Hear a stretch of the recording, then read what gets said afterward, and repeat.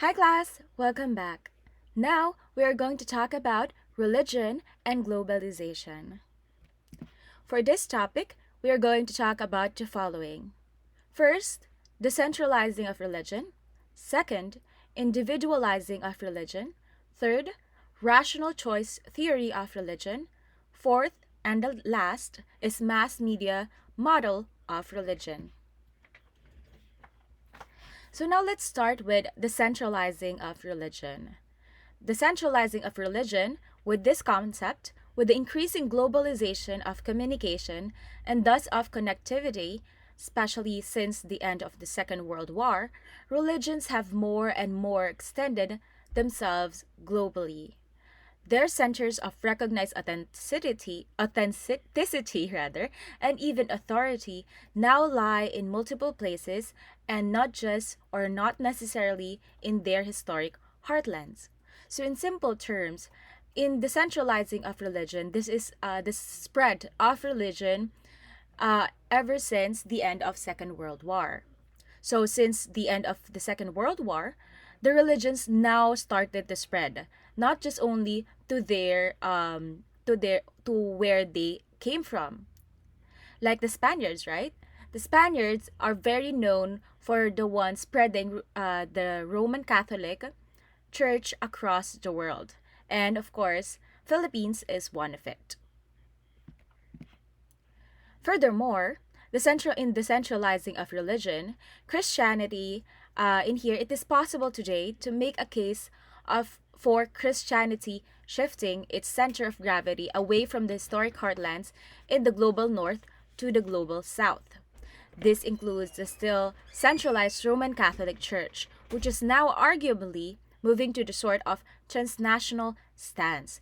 So, like my example in my previous slide rather, like the Roman Catholic. So since there is a spread of, or since the end of World War, in World War Two, in World War Two, it was also famous that the churches or the religions is one of the or it's part of the state, and it's one of the reasons why there is actually a spread of religion. Because of the religion, it is one of the aspects. That's why there has been a war, okay, based on our history. So that is same here in the Roman, in Christianity, the spread of Christianity. So it spread because of uh because of because of because before it's part of the politics, it's part of the state. So now religion now is now separated from the state, right? So but before, since it's part of the state, it's also being spread because of power. So that's why the shift from the global north is now going to the global south. That includes Asia. That's why here in Asia, there are religions, or there are countries where there are two dominant religions. Like here in the Philippines, we have Roman Catholic, and then in Mindanao, we have the Islam or the Muslim. Okay, so that's because of that. So in simple terms, it's just simply spreading.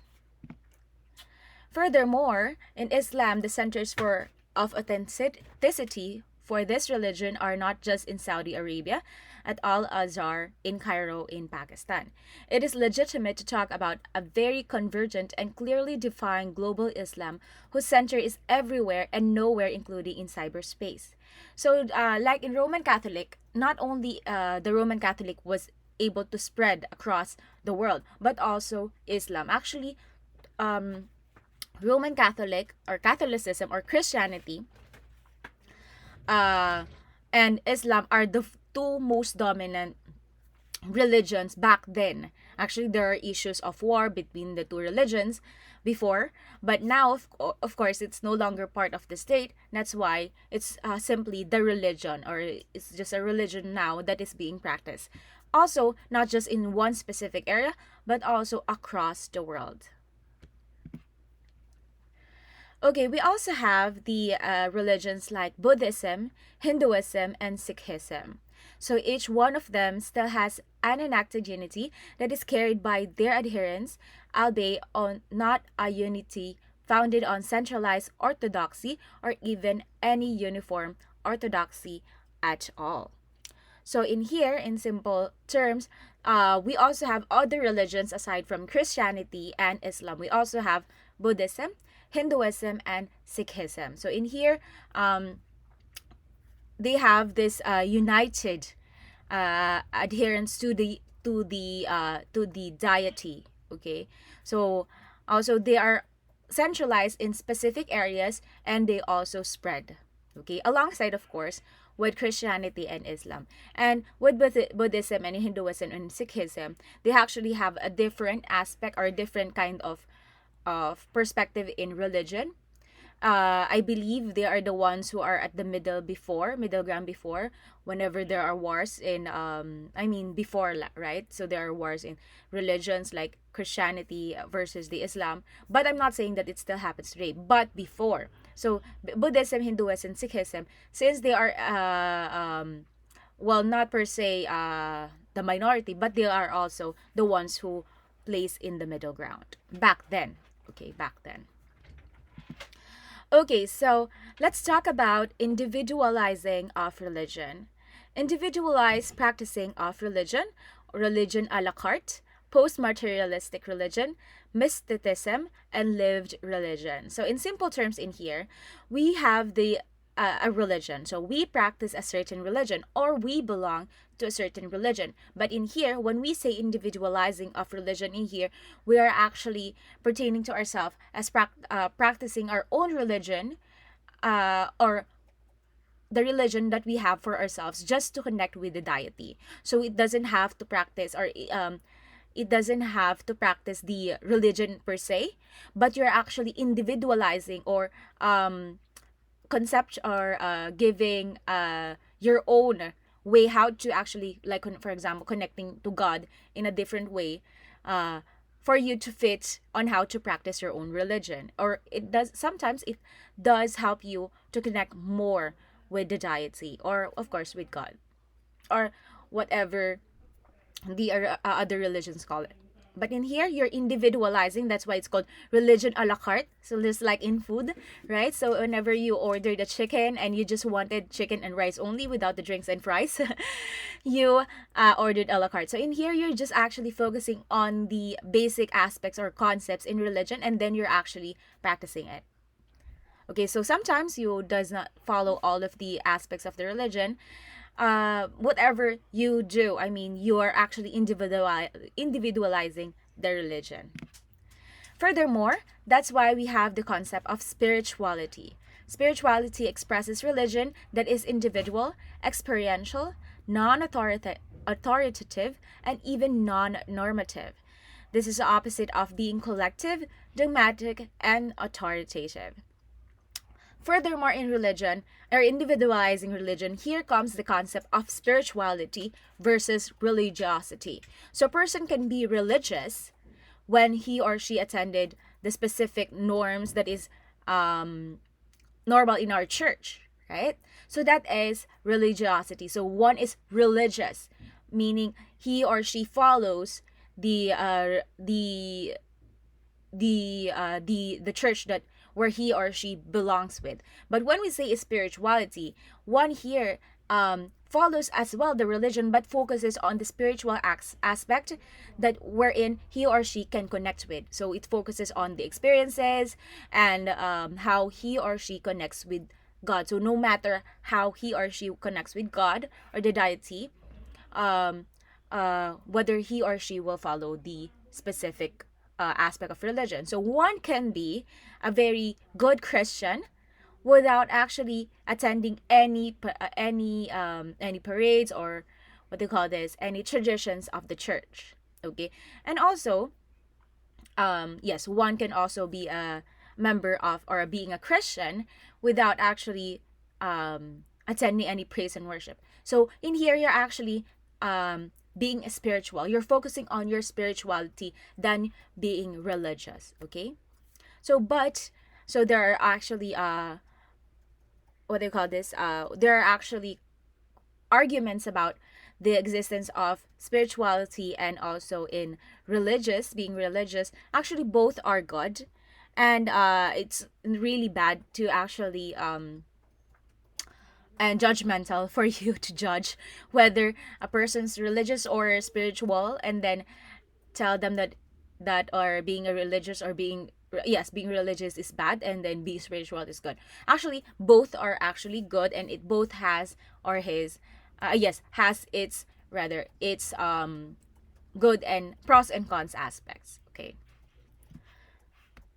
So furthermore, in spirituality, if one were to look at at this process only from the perspective of the individuals, then what could well regard it as a shift of religion from the collective to the individual. So, like what I've mentioned in my previous slide, so one can be religious and the other one could be a spiritual. If you're religious, you can join the church groups, the the the other aspects or traditions of the church. So that can be a collectivism. But in spirituality, in here, you may or may not join any activities of the church, okay? Um, but you are connected to the deity or to God. That's being individual, that's being spiritual. I hope that's clear. All right, so now let's continue to the rational choice theory of religion. So, in this theory, religion behaves like an economy consisting of suppliers and consumers and products, which are marketed religious firms, competition, monopolies, capital, cost benefit relations, and so forth. So, more applicable in US, China, Brazil, South Korea, permits an easier transnationalism and a lesser tie to a local national identities. So, according to rational choice theory of religion, religion can now be like a marketing. Okay, it can be a competition. It's a question now who is greater or not. Okay, it or in simple terms, religion now becomes something that can be political by not actually connecting to politics or to the states. Okay, so religion nowadays has been now in according to rational choice theory of religion, is now being like something that is like a business. Okay, like a business type. Okay, so some of the, so well, I'm not saying that all of the religion, but this is according to the rational choice theory of religion, that there would that religion happens that way. Okay, so all right, so that's according to rational choice theory of religion. And also, just to to give you more insight, it's because of this theory, it says now that it actually can buy power, and it's easier to actually to get more people. It's like a networking. It's like as networking. Okay, so that's according to rational choice theory of religion. Okay, so now let's talk about the mass media model of religion. So, just as writing and print changed religion some 2,500 years ago, so we should anticipate that electronic and digital media would catalyze the reconstruction of religion. So in here, religion does not is not just bounded now by what's in church.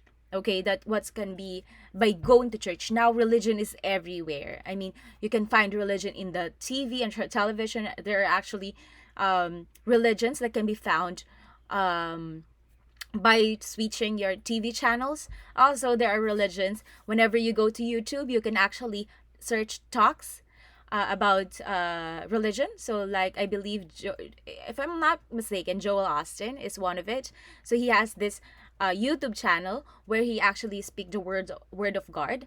And also, here in the Philippines, I believe Kiboloy and also INC. And of course, Catholic Church as well. And also, small Christian churches here in the Philippines also have their Facebook pages where they can actually live stream their Sunday services. Okay, so as you can see, right now religion is not limited just to going to church, attending their traditions or whatever. It's now everywhere. You can actually, whenever you go to just riding a jeepney, you can find someone who's listening at the radio about the religion where they belong to, or you just find the print, like sa taong gawa, sa Diyos ang awa, just like that. Okay, so you can find prints like that that shows religion, okay, or spirituality, of course. But in simple terms, in here, in mass media, um, in here, our religion can is now not limited to those aspects. I mean, to the aspects that can be seen on church or inside the church. Okay, so since the early 20th century, religion around the world has gone the mediation of writing and print, and entering radio already from the 1920s and television from the 1970s, and new media in the 21st century. So this is what I'm talking about a while ago. So that religion nowadays is not limited to going to church. It's now everywhere. You can actually find the Bible if you search on Google. You can actually find speeches or talks about Christ and songs about Christ that is now uploaded in social media and everywhere, in websites and etc.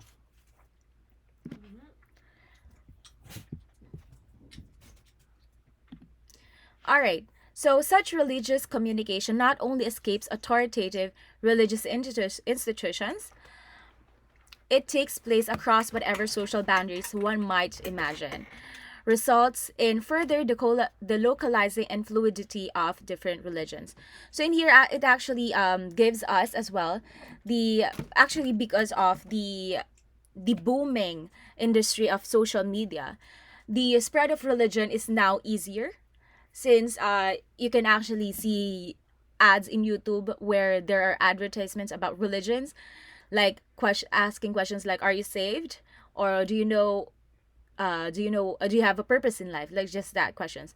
So as you can see, with those kinds of ads, those are simple ads which actually encourages the listeners or the watchers to actually watch and visit their website where the religion is more on, where the religion's all about. And yes, some of them will actually ask you if you want to register. The website will be giving you newsletters about the religion or their belief, and of course that will influence, or some of the listeners or who's are interested will be influenced of that. So in simple terms in here, uh religion is no longer centralized as it looks like. Okay, it spreads now everywhere. It can spread in social media and everywhere you go. Okay, it's everywhere. I mean, in every, even the person you're talking with, or even I am, or even your classmate, or the people around you, or the loved one you have, they must have a religion. May or may not, they may or may not believe in a god, but they still do have a religion. Actually, a religion is a very important matter in culture as well. So later on, I mean in our next topics, you'll know why. All right, so that is now for the end of my topic. So, again, if you do have questions, please let me know. You can chat in our messenger group. And yes, so I'll see you on our next class. Thank you, and I'll see you again. Bye.